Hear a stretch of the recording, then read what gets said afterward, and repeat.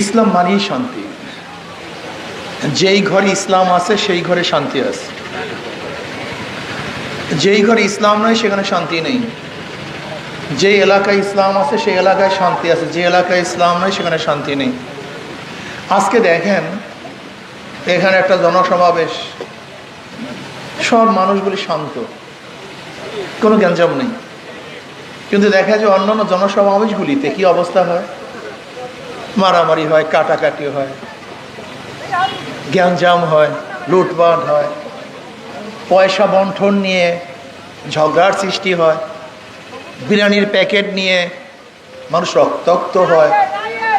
কিন্তু এখানে দেখেন ইসলামী আন্দোলন বাংলাদেশ, কোনো গ্যাঞ্জাম নেই, সুস্থ এক পরিবেশ। ইসলাম কেন মানবেন না আমি বুঝিই না। আসলে ইসলাম না মানার কারণটা কি, আমাদের মানুষগুলি অনেক বেশি আমরা খারাপ হয়ে গেছি, নষ্ট হয়ে গেছি। একদিন এক গাঁজাখোর বলতেছে, হুজুর ইসলাম যদি ক্ষমতায় আসে তা আমার গাঁজার অবস্থাটা কি হবে? হ্যাঁ, বেচারা নেশাগ্রস্ত হতেই পারে। ও বেচারা তো ইসলামকে ভয় পায় কেন, যে আমি গাঁজা সেবন করবো কিভাবে। যেমন ওই গাঁজাখোর সে ভয় পায় আমি গাঁজা সেবন করব কিভাবে, ঘুষখোর ভয় পায় আমি ঘুষ নেব কিভাবে, ডাকাত ভয় আমি ডাকাতি করব কিভাবে, চোর ভয় পায় আমার চুরি বন্ধ হয়ে যাবে, জালেম মনে করে আমার জুলুম বন্ধ হয়ে যাবে, ধর্ষক মনে করে আমি ধর্ষণ বন্ধ, আমার ধর্ষণ বন্ধ হয়ে যাবে। সমস্যা এই। এবার আমি কি জবাব দিয়েছিলাম, আমি গাঁজাখোরকে বললাম, দেখো ভাই তুমি কি মসজিদে গিয়ে গাঁজা সেবন করতে পারবা?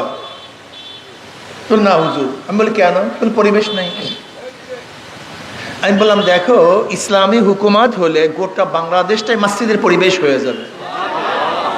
তুমি তোমার নিজের থেকে গাঁজা সেবন করবা না, মনে চাইবে না। দেখেন অনেক জনসভায় গেলে মনে হয় একটু মারামারি করি, গালাগালি করি, ফাটাফাটি করি, কিন্তু এখানে আসার পরে আমার মনেই চাই আমি স্থির থাকি, শান্ত থাকি। এটা পরিবেশ।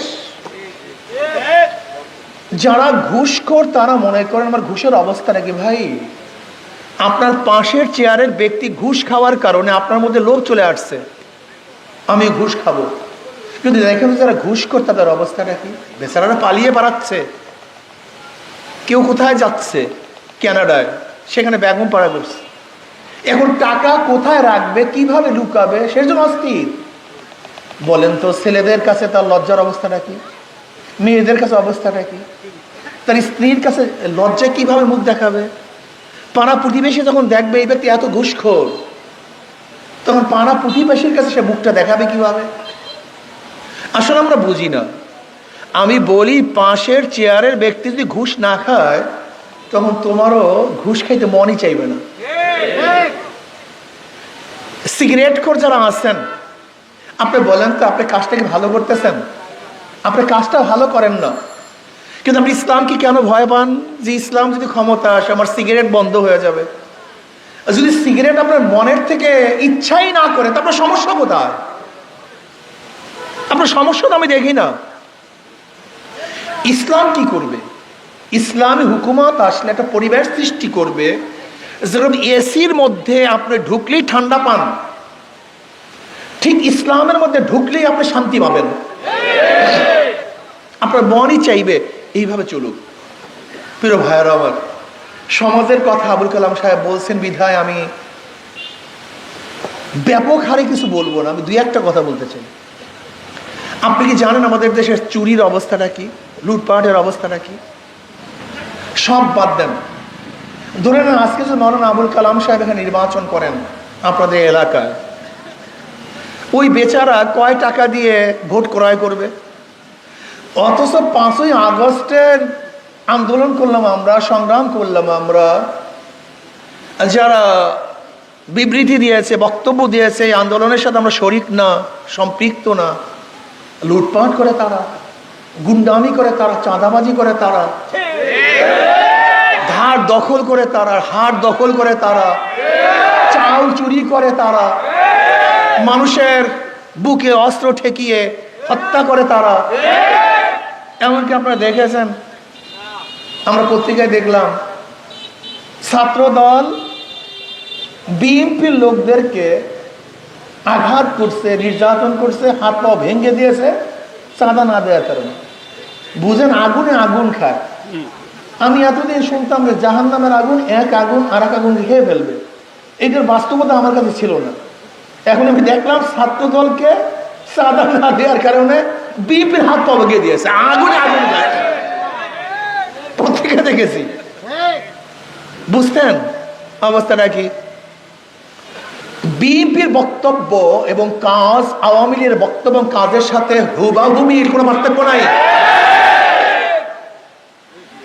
বিএনপি যে বক্তব্যগুলো দিচ্ছেন এবং যেই কাজ করছেন, বলেন তো আওয়ামী লীগের সাথে কোনো পার্থক্য আছে? আওয়ামী লীগ একসময় ভারতের দালালি করছে, এখনো বিএনপি দালালি শুরু করছে। আওয়ামী লীগ একসময় চাঁদাবাজি করছে, বিএনপি এখন চাঁদাবাজি করতেছে। আওয়ামী লীগ একসময় জুলুম করছে, বিএনপি সেই জুলুম শুরু করছে। আওয়ামী লীগের সময় শুধু শুনছি কি উন্নয়ন উন্নয়ন, এখন শুনি নির্বাচন নির্বাচন। অথচ অন্তর্বর্তীকালীন সরকার এসেছিলেন তিনটা কাজ নিয়ে: সংস্কার, এরপরে বিচার, এরপরে নির্বাচন। সুন্দর একটা নির্বাচন উপহার তারা দিবেন, গ্রহণযোগ্য নির্বাচন উপহার দিবেন। কিন্তু সংস্কার ব্যতীত যদি নির্বাচন দেয়, আপনারা বুকে হাত দিয়ে বলেন প্রশাসনের এখন যে অবস্থা, এই অবস্থা যদি নির্বাচন দেয় তাহলে গ্রহণযোগ্য নির্বাচন হবে? মানুষ কি তার ভোট অধিকার প্রয়োগ করতে পারবে? সেন্টার আবারও দখল হবে, আবারও বাক্স চুরি হবে, আবারও মারামারি খুনি খুনে হবে, প্রশ্নবিদ্ধ নির্বাচন হবে। যদি প্রশ্নবিদ্ধ নির্বাচনই হয় তাহলে আমরা রক্ত দিলাম কেন? জীবনের মায়া ত্যাগ করে রাস্তায় ছিলাম কেন? বিশ্বাস করবেন না, আমি চ্যালেঞ্জ দিলাম, ইসলামী আন্দোলন বাংলাদেশের যেই মাপের লিডাররা রাস্তায় ছিলেন জুলাই আগস্ট বিপ্লবে, বাংলাদেশের অন্য কোনো দলের লিডারদেরকে রাস্তায় দেখবেন না।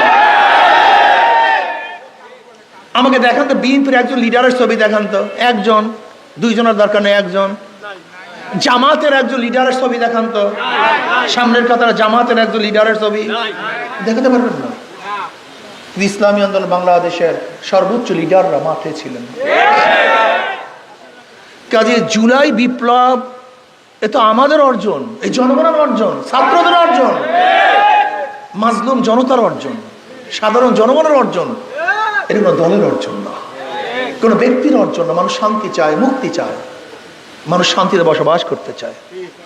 কাজে আমি অনুরোধ করবো সবাই, আর জালেমদেরকে ভোট দিয়েন না, চাঁদাবাজদেরকে আর ভোট দিয়েন না।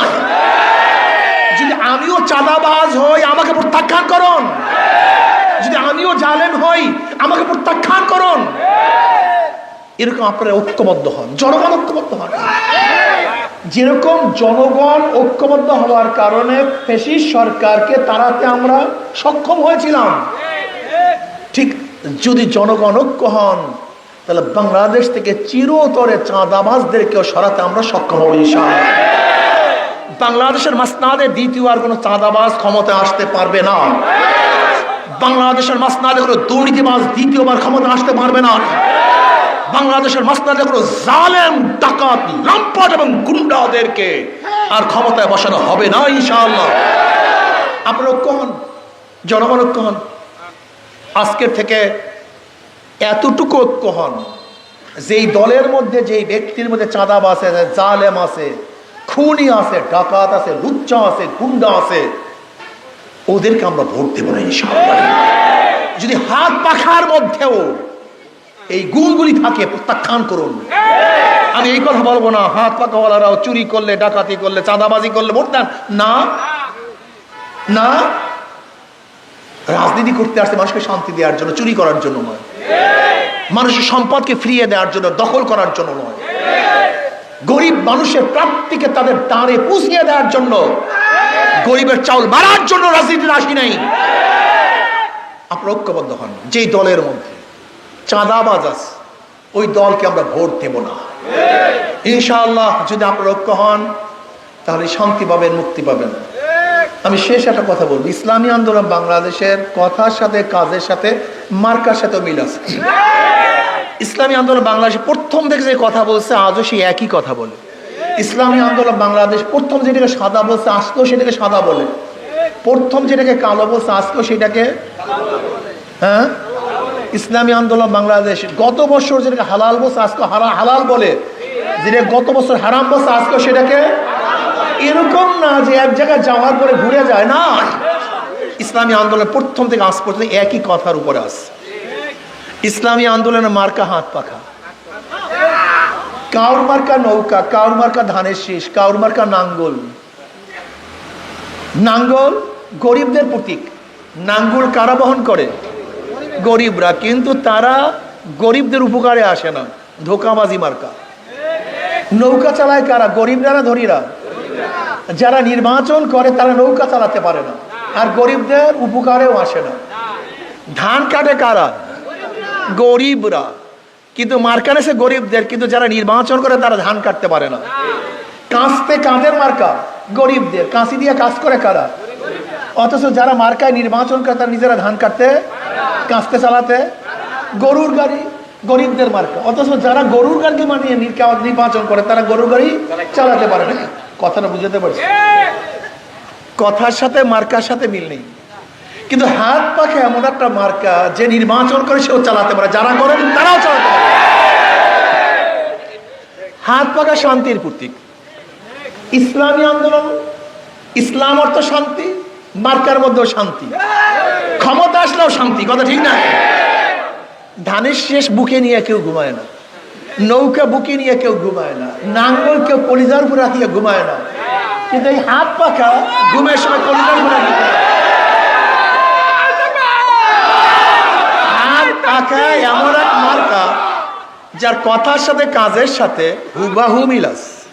আমি বিশ্বাস করি ইনশাআল্লাহ আজকে হোক কালকে হোক, যদি হাত পাকা ক্ষমতা আসে তাহলে জনগণই মুক্তি পাবে, জনগণ শান্তি পাবে, জনগণের অধিকার প্রতিষ্ঠিত হবে।